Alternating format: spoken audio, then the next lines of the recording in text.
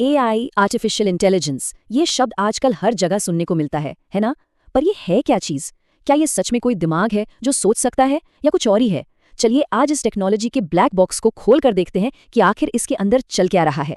तो सबसे बड़ा सवाल यही उठता है कि क्या एआई सच में अपनी मर्जी से सोच सकता है या ये बस एक आप कह सकते हैं सुपर एडवांस्ड कैलकुलेटर है जो सिर्फ सोचने की एक्टिंग कर रहा है। इस गुत्थी को सुलझाने के लिए ना हमें एकदम बेसिक से शुरू करना होगा। तो भाग 1, कंप्यूटर और एआई। देखिए, एआई को समझने के लिए सबसे पहली चीज ये जाननी है कि ये एक नॉर्मल कंप्यूटर से अलग कैसे है।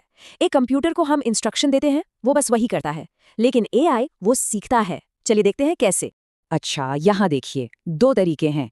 एक है पुराना तरीका जिसे हम कहते हैं रूल बेस्ड, मतलब प्रोग्रामर साफ साफ नियम लिखता है, जैसे अगर बारिश हो रही है तो छाता खोल दो, सीधा साधा।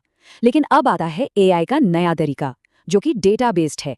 यहाँ हम नियम नहीं बताते, हम बस एआई को ढेर सारा डेटा देते हैं। मान लीजिए हमने उसे बिल्लियों की 10 लाख तस्वीरें दिखा दी और कहा, ये लो, अब खुद समझो कि बिल्ली कैसी दिखती है। फर्क देख रहे हैं? और पता है, इसी प्रोसेस को कहते हैं मशीन लर्निंग। यही एआई की असली बुनियाद है, जहां मशीन को सीधे सीधे कमांड देने के बजाय उसे ढेरों उदाहरणों से सीखने के लिए छोड़ दिया जाता है, बिल्कुल वैसे ही जैसे हम इंसान सीखते हैं। तो सवाल ये है कि भाई एआई इतना सारा डेटा, इतनी सारी जानकारी याद कैसे रखता है और उससे कुछ मतलब कैसे निकालता है।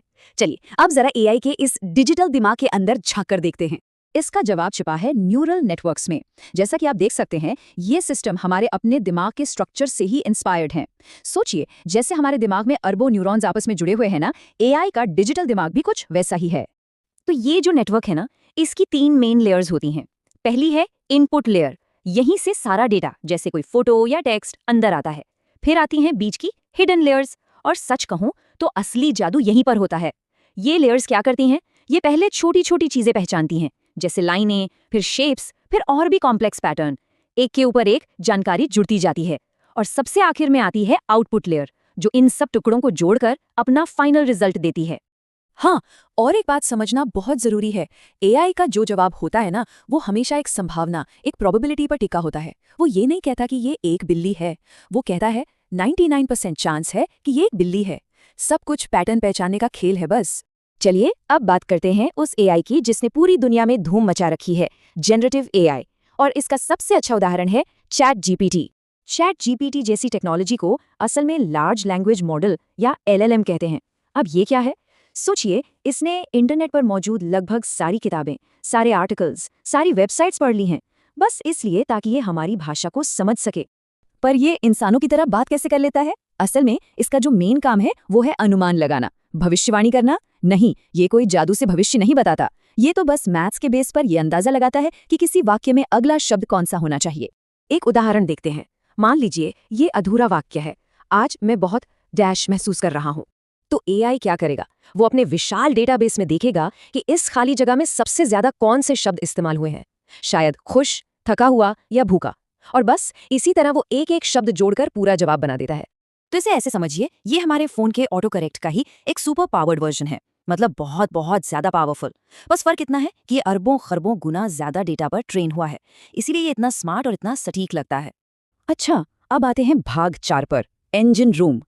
हमने ये तो देख लिया कि एआई सीखता कैसे है और भाषा कैसे बनाता है, लेकिन इस पूरे सिस्टम को चलाता कौन है? ये शक्ति आती कहाँ से है? दरअसल पर्दे के पीछे दो असली हीरो हैं जो इस पूरी क्रांति को मुमकिन बना रहे हैं। और वो दो चीजें हैं, पहला बेहिसाब डेटा जिससे एआई सीखता है, और दूसरा जबरदस्त कंप्यूटिंग पावर जो उस डेटा को प्रोसेस करती है। इन दोनों में से एक भी चीज हटा दे तो मॉडर्न एआई का वजूद ही खत्म हो जाएगा। और ये जो कंप्यूटिंग पावर है ना, ये आती है जीपीयू से, यानी ग्राफिक्स प्रोसेसिंग यूनिट्स। ये वो स्पेशल चिप्स हैं जो 1 सेकंड में अरबों कैलकुलेशंस कर सकती हैं।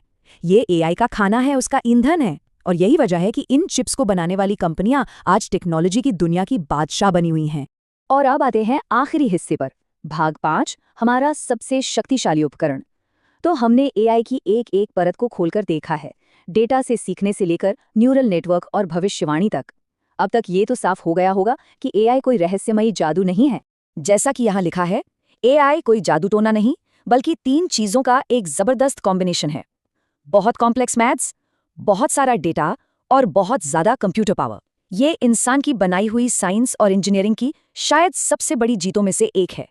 तो इसे दुश्मन की तरह नहीं बल्कि एक टूल की तरह देखना चाहिए, एक ऐसा औजार जो हमारी अपनी काबिलियत को कई गुना बढ़ा सकता है और हमारी प्रोडक्टिविटी को एक नए लेवल पर ले जा सकता है। लेकिन इन सब के बाद एक बहुत बड़ा सवाल बचता है। ये जो इतना पावरफुल टूल है, जो सिर्फ पैटर्न्स और संभावनाओं का खेल खेलता है, क्या ये कभी इंसानी जज्बातों को, हमारी भावनाओं की गहराई को सच में समझ पाएगा? ये एक ऐसा सवाल है जिसका जवाब शायद टेक्नोलॉजी और इंसानियत दोनों के भविष्य को तय करेगा।